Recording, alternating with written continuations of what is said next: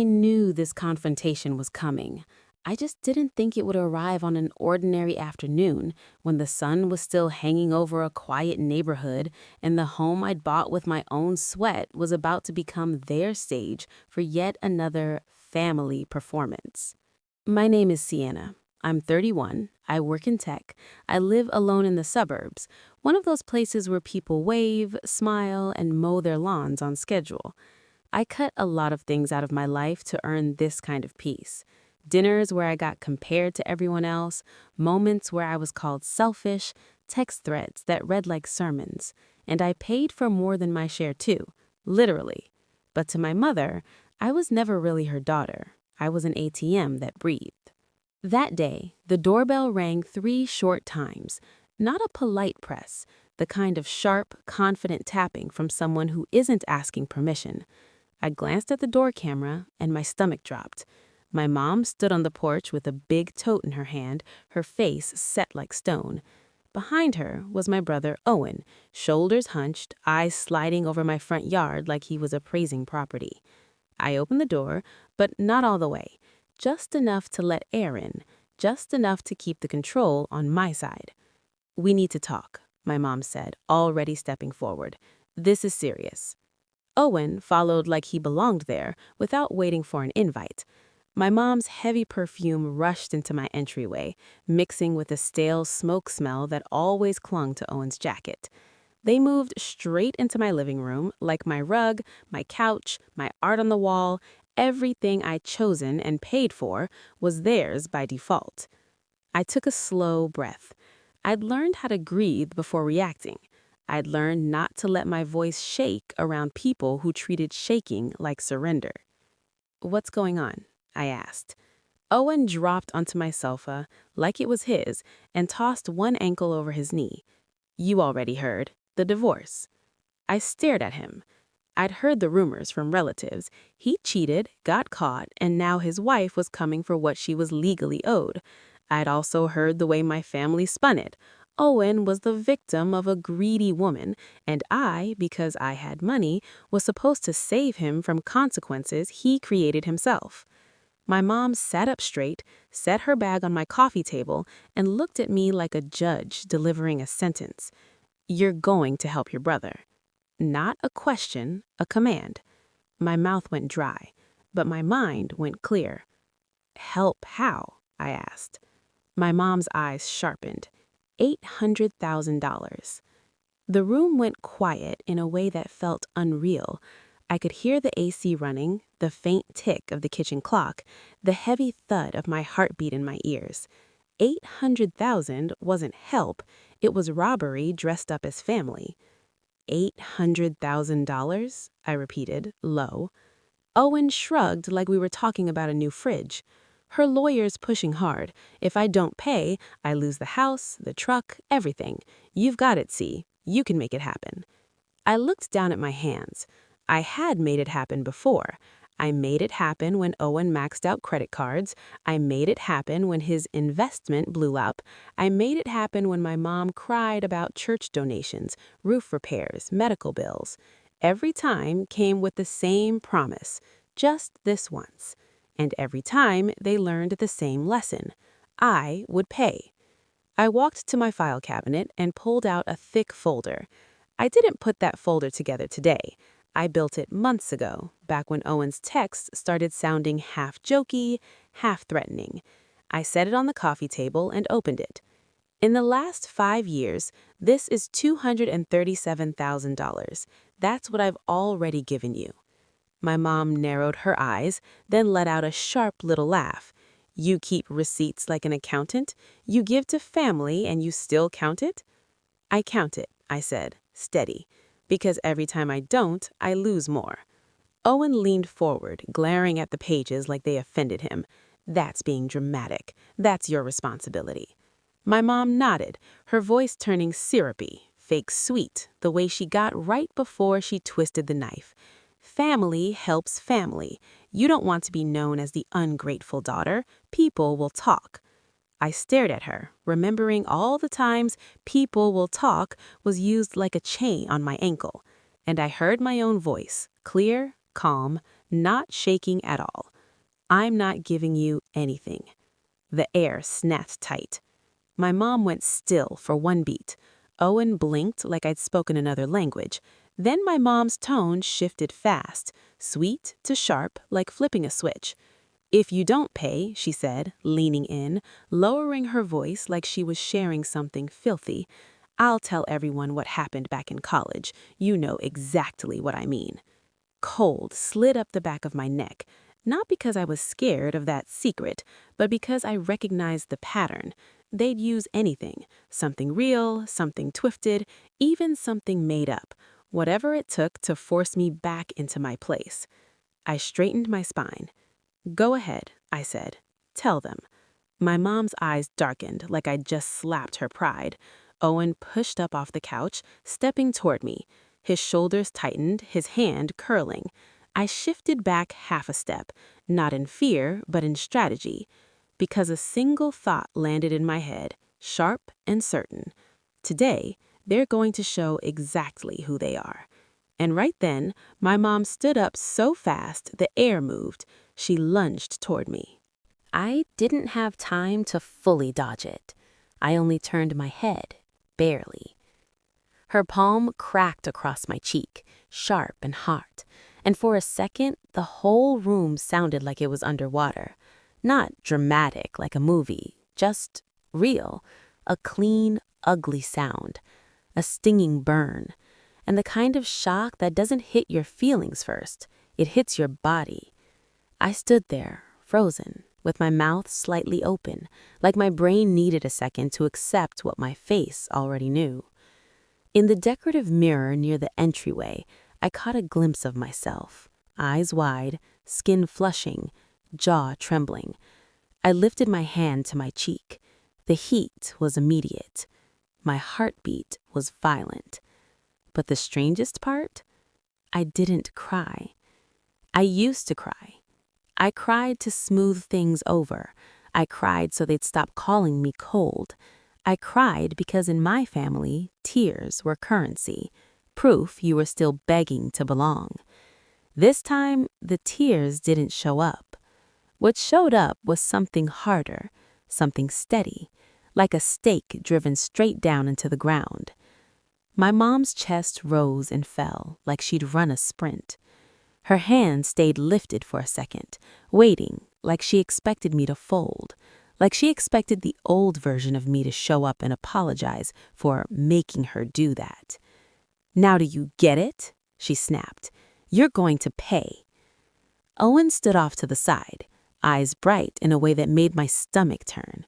He didn't stop her. He didn't even look surprised.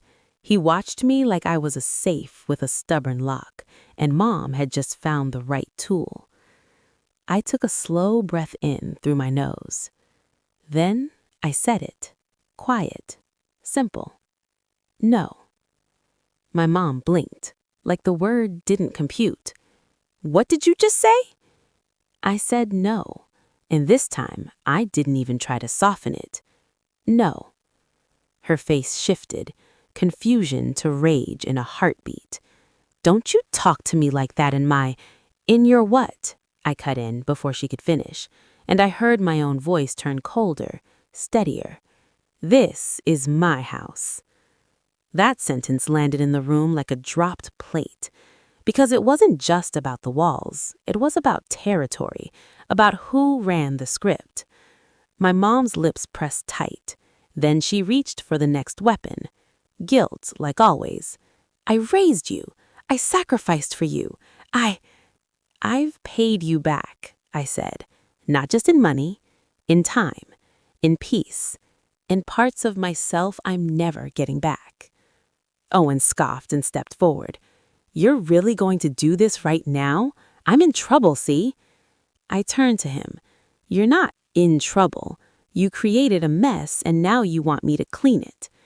His jaw tightened. "You think you're better than me?" "No," I said.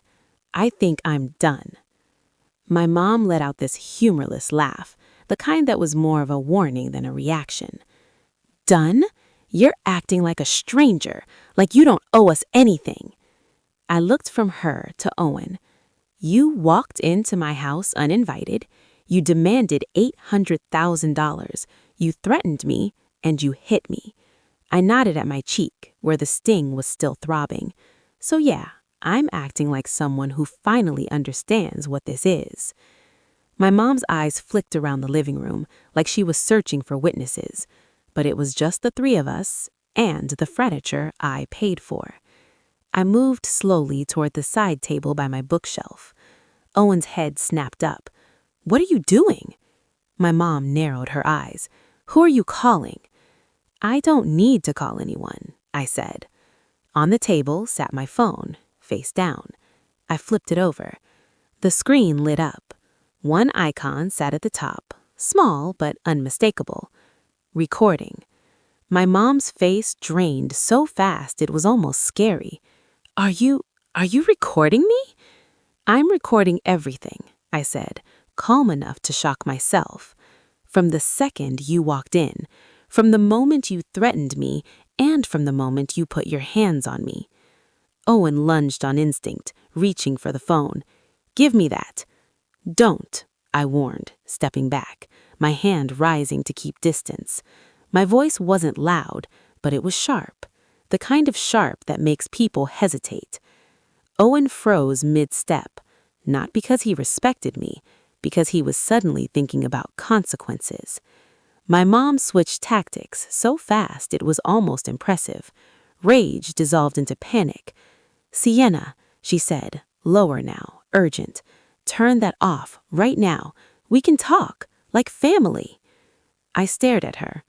"We are talking. You just don't like who's listening." Her nostrils flared. She swallowed. "Delete it. I swear to God, delete it." I didn't answer. Instead, I lifted my gaze, past her shoulder, to the small security camera mounted high in the corner of the living room. It was tiny, easy to ignore, but I knew exactly what it did. It didn't just store footage on a little card inside my house. It uploaded automatically to a secure cloud account tied to my security service. And when the system detected sudden impact sounds, shouts, slaps, breaking glass, it triggered an alert. Not to my mother, not to my brother, to a monitoring center. My mom followed my eyes. She saw the camera, and for the first time since she walked in, she looked unsure. I turned back to them, my voice steady as steel. "Get out of my house." Owen forced a laugh, trying to bring the power back with sarcasm. "Oh, yeah? Or what?" I held his gaze. "Or you'll find out what happens when your family business becomes documented." My mom stepped toward me again, slow time, controlled, like she was trying to reel me back in with authority. "You wouldn't do this," she said, "not to your own mother." I didn't blink. "You already did it to me." Her face hardened. Then my phone buzzed in my hand, an incoming call. The caller ID read "security monitoring," and the second I answered, I put it on speaker, because I wanted them to hear what the real world sounded like. The line clicked and a calm, professional voice filled my living room. "Hi, ma'am. This is security monitoring. We received an impact and distress alert from your home system. Are you safe right now?" My mom went completely still. Owen's eyes darted around the room like he was searching for an exit he hadn't noticed before. "I'm safe," I said, and my own voice surprised me. Steady, controlled. "But someone hit me. I need assistance." There was a pause, the sound of keys tapping. No judgment. No, "but that's your mother." Just procedure. "Understood," the operator said. "We can dispatch law enforcement. Is the person who assaulted you still inside the residence?" "Yes," I said. "Two people, my mother and my brother." My mom made a strangled noise. "Sienna!" Owen stepped forward, palms out, trying to smile the way people do when they want to talk their way out of trouble. "Ma'am, it's a misunderstanding. We're family. We're just having—" The operator didn't care. Systems don't care about family roles. They care about signals. "Ma'am, she said to me. "Please stay on the line. For your safety, move to a secure location if possible. Is there a locked room you can go to?" I kept my eyes on my mom. "I'm by the front door." "Okay, please keep distance and do not engage. Officers are being dispatched now. Do you have any weapons in the home?" "No," I said. "Just cameras." Owen's face tightened. My mom tried to regain control with her old tone, the one that used to make me shrink. "You call the police on your own mother? Are you trying to ruin us?" I looked at her and spoke into the phone like I was reading from a contract. "I'm not trying to ruin anyone. I'm trying to stop this." My mom's expression flickered. Panic, calculation, then a sudden false softness. She stepped closer, lowering her voice like she wanted to make this private again. "Sienna," she whispered, "turn it off. Tell them it was an accident. I'll talk to Owen. We'll figure it out. Please." I didn't move. I didn't soften. What she wanted wasn't peace. What she wanted was silence. I lifted my chin slightly and spoke to the operator again. "They're refusing to leave." "Copy that," the operator said. "Stay on the line. Officers are en route." In the distance, faint at first, I heard it. A siren. Owen heard it too. His whole body changed. That arrogance drained right out of him, replaced with something sharp and nervous. "Mom, we need to go, now." She yanked her arm back like she couldn't stand being pulled. She wanted to walk out on her own terms, not the one caught on camera.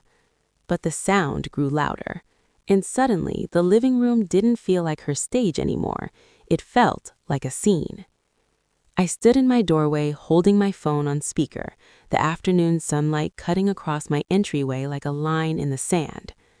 My mom stared at me with a look I'd seen my whole life, like she was trying to find the exact button that would make me fall apart, cry, beg, apologize. It didn't work. 2 vehicles rolled up outside. Flashing lights reflected off my front windows. The operator said, "They've arrived." A firm knock hit my doorframe. "Ma'am, police department," a male voice called from outside. My mom's face went tight. Owen's jaw clenched. He leaned in toward me, voice low and venomous. "You're really going to do this to me." I looked right at him. "I'm doing this to abuse. You just happen to be standing next to it." I stepped back and opened the door wider. 2 officers approached calmly. No rushing, no drama. One stayed a step behind, scanning the space. The other looked at me first. "Are you the homeowner?" "Yes," I said. "This is my home. I want them to leave." He nodded once. "Are you injured?" I touched my cheek. "My mother slapped me. It's recorded." My mom instantly switched into performance mode. Her voice rose, trembling on purpose. "Officer, she's overreacting. I barely touched her. She's under stress. The officer held up a hand, polite but firm. "Ma'am, I need you to step outside with me." My mom's mouth opened, then closed. She expected me to rescue her, like I always had. I didn't. Owen tried next. "Sir, look, this is family stuff. We're not trespassing. She's my sister." The officer's eyes didn't change. "Sir, she's telling me you're not welcome here. That makes this a trespass issue, and she's alleging an assault." Owen's jaw drained. My mom's shoulders stiffened. The second officer gestured toward the door. "Let's step outside." My mom took one step, then turned her head toward me, voice shaking, real now. "Sienna, don't do this." I didn't raise my voice. I didn't insult her. I just said one sentence, quiet and final. "You did this." They were guided out, not cuffed in some dramatic way, at least not yet, just escorted off my property while the officers asked questions and took notes. And as they walked down my front path, my mom kept her chin up like she could still win this with pride. But Owen's head was down, because he finally understood something my family had never believed. The world outside our bloodline doesn't run on guilt. It runs on evidence. And for the first time, I had it. Once the patrol cars left my street, the neighborhood went back to being quiet. So quiet it felt unreal. The kind of quiet that makes you notice things you normally ignore. The hum of the refrigerator, the faint creak of the house settling, the sound of my own breathing as it finally slowed down. I locked the door. Then I checked it again. Then I checked it a third time, even though I knew it was locked. That's what your body does after something like that. It doesn't trust over. It doesn't trust safe. Not right away. I walked into my bathroom and turned the light on.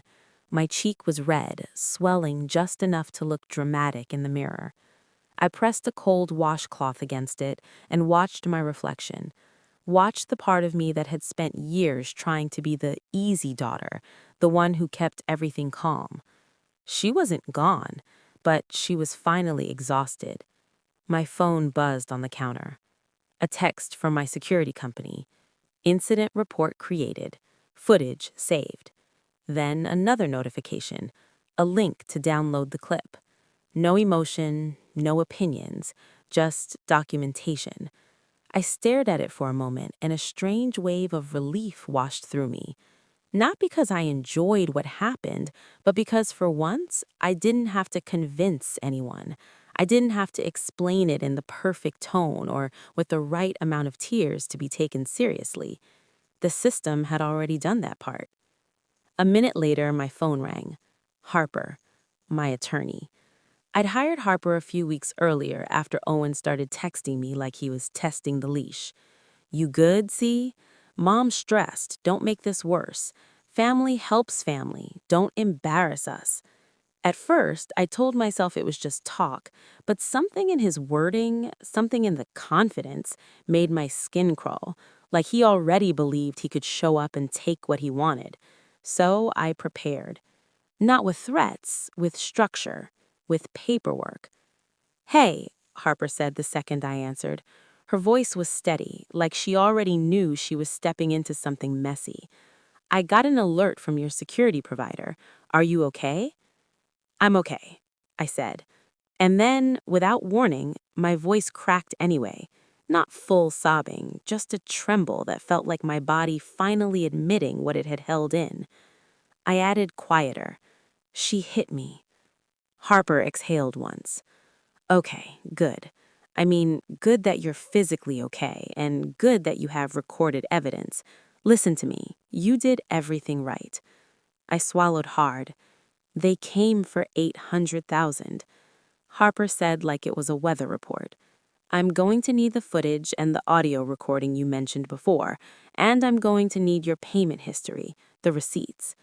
I walked back into my living room and looked at the folder still open on my coffee table, the one my mom had laughed at, the one Owen called dramatic. It's all here, I said. 237,000 over 5 years. Harper was quiet for a beat. Then, that's significant. That supports a clear pattern of financial coercion. I let out a bitter laugh. They call it love. Harper's voice went cold. It's control. She gave me a checklist, not a dramatic revenge plan, a legal one. Step 1, save everything. Step 2, no more direct communication. Step 3, file a formal report and request a protective order if you feel unsafe. Step 4, all contact goes through counsel. I listened, nodding, even though she couldn't see me. It felt strange, taking instructions from someone who wasn't related to me, someone who wasn't trying to guilt me, someone who just cared about facts. I don't want them to twist this, I said. You know they're going to tell everyone I'm crazy. Harper said, they can tell stories. You have evidence. And that's when the rest of the emotional weight hit me, harder than the slap. Because for all my life, their power had lived in the stories they told, the version of me they controlled. Ungrateful, cold, selfish, difficult. Now I had something stronger than a story. I had proof. That night, I didn't sleep. Not because I was spiraling, but because I was working, quietly, methodically. I downloaded the security footage and saved it in 3 places. I saved the audio recording from my phone. I took screenshots of Owen's texts. I created a folder on my laptop titled Incident Date because Harper told me to treat it like a case file. And then I made another folder, Payments. Every transfer I'd ever sent them, every loan that was never repaid, every help me just this once moment that turned into another expectation. I didn't just save the totals, I saved the context, the texts that came right before, the guilt, the pressure, the if you loved us, you would. At around midnight, my phone started buzzing again. Mom. I ignored it. Then Owen. I ignored that too. Then a number I didn't recognize, which meant Owen trying to get around my block. I let it go to voicemail. His voice came through tinny and furious. You really called the cops on us? You're ruining my life, Sienna. I stared at the phone like it had spoken another language. No apology, no, are you okay? No, Mom shouldn't have done that. Just, you're ruining my life. And in that moment, I felt the last thread of obligation inside me snap.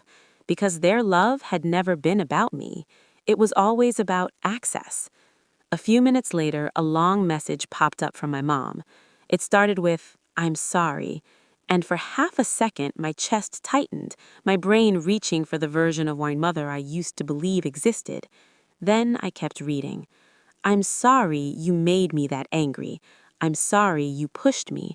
You know I didn't mean it, but you're taking this too far. Do you have any idea how humiliating this is for me? There it was, the core of it. Her pain was her reputation. My pain was just inconvenient. I forwarded the voicemail and the texts to Harper without responding. Harper replied with one line that felt like someone putting a lock on a door I'd never been allowed to close. Do not engage. We move next step tomorrow. The next morning, Harper called again. I reviewed the footage, and I'm going to be blunt. This is clear assault, clear trespass, and clear attempted coercion. My stomach flipped. Even hearing those words, assault, trespass, felt heavy, like I was accusing my family of something unforgivable. But I wasn't accusing them. I was describing them. Harper continued, we can file for an emergency protective order. It won't be permanent right away, but it will set legal boundaries immediately. No contact, no showing up at your house. If they violate it, consequences escalate. I walked to my front window and looked out at my yard, the driveway where they'd parked like they owned it, the front path where my mother had marched up like she was collecting rent from me. My cheek still throbbed when I touched it, and I realized something simple. If I didn't do this now, I'd be living with the threat of next time for the rest of my life. I want it, I said. Harper didn't sound surprised. Okay, she said. Then we do it clean, we do it right. She sent paperwork over for my signature. She told me what to expect. She told me to keep my security system armed. And then she said the sentence that finally made everything click into place. Sienna, this isn't revenge. This is protection. I stared at the signed forms on my screen and felt something settle in my bones. Quiet, heavy, real. For the first time, the rules of my life weren't being written by my mother's emotions. They were being written by boundaries. And boundaries don't care who you share DNA with. They only care whether you're safe. The emergency hearing happened online 3 days later. No theatrics, no 5 judges watching a live stream like people on the internet love to imagine. Just one judge, a court clerk, my attorney, and a digital folder full of evidence, quietly sitting there like a loaded weight. I logged in early, hands wrapped around a mug I wasn't even drinking. My cheek was mostly healed by then, but I could still feel it if I pressed too hard, like my body refusing to let me forget what it meant. Harper joined a minute later, composed and sharp in a way I envied. She gave me one small nod through the camera. You ready? She asked. I didn't feel ready. I felt hollow, but I nodded anyway. The judge appeared, read the case number, confirmed names. His voice was calm, almost bored, like he'd seen every version of family conflict there was, and that was exactly what I needed. Someone who wouldn't get swept up in my mother's emotions. He asked Harper to summarize. Harper did it clean, not dramatic, not insulting, just facts. Your Honor, the respondent arrived uninvited at my client's residence and demanded a substantial sum of money. When my client refused, the respondent threatened reputational harm and then struck my client in the face. We have security footage with audio, a contemporaneous phone recording, and prior text messages demonstrating a pattern of coercion. Then Harper shared the screen. The video played. My living room, my mother's voice, my own calm refusal, and then, fast, ugly, and undeniable, the slap. My stomach tightened even though I'd already watched it. Seeing it in that courtroom context made it feel bigger, not because it looked worse, but because it looked exactly like what it was. Assault. The judge paused the clip and looked straight into the camera. "Ms." he said, addressing my mother, "is this you in the video?" My mom's image appeared in her little square on the screen. Her hair was done. She wore a church blouse. Her eyes looked glossy like she'd practiced being the victim. "Yes," she said, voice trembling. "But you have to understand, she provoked me. She was disrespectful. I'm her mother." Harper didn't even blink. "Your Honor," she said, "there is no legal provocation for striking an adult in her own home, and familial relationship does not override consent to enter a residence." The judge's eyes didn't soften. He didn't scold. He simply wrote something down. Then Owen spoke up from beside my mother, because of course he did. "This is insane," he said, leaning too close to the camera. "She's doing this because she hates us. She's always been cold. She's trying to ruin my divorce." The judge cut him off with one raised hand. "Sir, you are not the petitioner. You will remain silent unless directed otherwise." Owen went still, like he wasn't used to men with authority telling him no. My mother tried again. "I barely touched her," she insisted. "It was a slap out of frustration. I didn't mean harm." Harper clicked to the next file. Not a photo, not a story, a chart. A simple spreadsheet of payments, dates and amounts showing the $237,000 I'd given over 5 years. No commentary, no guilt, just numbers. Harper spoke softly, almost clinically. "This is relevant to motive, Your Honor. My client has been financially exploited for years. The demand this time was $800,000. The threat was reputational blackmail. When refusal occurred, violence followed." My mom stared at the screen, her mouth tightening. Owen's eyes flicked away. The judge took a breath, then asked me directly, "Ms. Harper's client, do you fear future harassment or harm if an order is not granted?" I felt my throat tighten, not because I didn't know the answer, but because saying it out loud would make it official. "Yes," I said. "They've shown up at my home, they've threatened me, and they hit me when I said no." The judge nodded once, like that was all he needed. Temporary protective order granted. No direct contact, no third-party contact, no approaching the petitioner's residence or workplace. Any communication must go through counsel. Violation will result in further sanctions. My mother's face cracked, not into sorrow, but into something sharper. Shock. Because for the first time in her life, she couldn't talk her way out of consequences. The hearing ended in 20 minutes. 20 minutes. That's how fast a lifetime of manipulation can collapse when someone finally brings receipts. The moment the call ended, my phone started lighting up. A blocked number, then another. Voicemail after voicemail. I didn't listen. I forwarded them to Harper and turned the phone face down. Because Harper had warned me, when people lose control, they get loud. That evening, Harper called me. "They're upset," she said dryly. Your mother demanded we fix this. Your brother demanded you stop being dramatic. I let out a short laugh that wasn't really laughter. Of course. Harper's tone softened just a hair. Sienna, you're going to feel weird for a while. You're going to feel guilty. That's normal. But guilt isn't a signal that you did something wrong. It's a symptom of what they trained you to accept. After we hung up, I sat on my couch and stared at the blank TV screen. For years, every time I gave them money, I told myself I was buying peace. But peace you have to purchase isn't peace. It's ransom. I did the practical things next, because that's what survival looks like when you stop living in fantasy. I changed my locks. I upgraded my camera angles. I set my phone so unknown callers went straight to voicemail. I met with a financial advisor and pulled my full credit report, making sure no accounts had been opened in my name behind my back. I froze my credit, just in case. Then I sat down with that payment spreadsheet again. $237,000.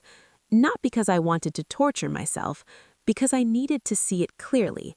That money was my missed vacations, my delayed dreams, my nights of anxiety wondering if I was a bad daughter when all I'd done was be useful. A week later, I heard through an aunt that Owen was struggling in his divorce. He sold the truck. He gave up the house. He finally did what my money had protected him from doing. He faced consequences.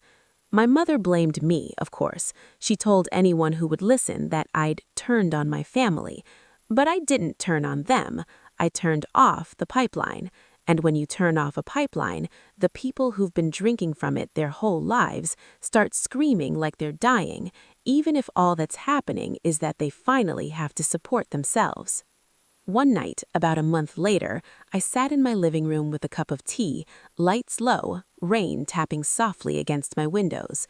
My house felt different, not because it changed, because I did. There was no dread in my chest, no waiting for the next demand, no fear that I'd have to prove my worth with a wire transfer. Just silence, a clean, honest silence. If you're listening to this and you recognize yourself, the one who always helps, the one who always fixes, the one who gets guilted into paying for other people's choices, hear me. Love does not require you to bankroll abuse. Family does not get a lifetime pass to threaten you, and boundaries are not cruelty, they're survival. I lost the fantasy of a family that loved me for me, but I got something better back. My life. And if you want more stories where the quiet one finally stands up, collects the receipts, and lets consequences do the talking, subscribe to Still Waters Payback, hit like, and turn on notifications. Because sometimes the sweetest revenge isn't screaming, it's silence with locks that finally stay closed.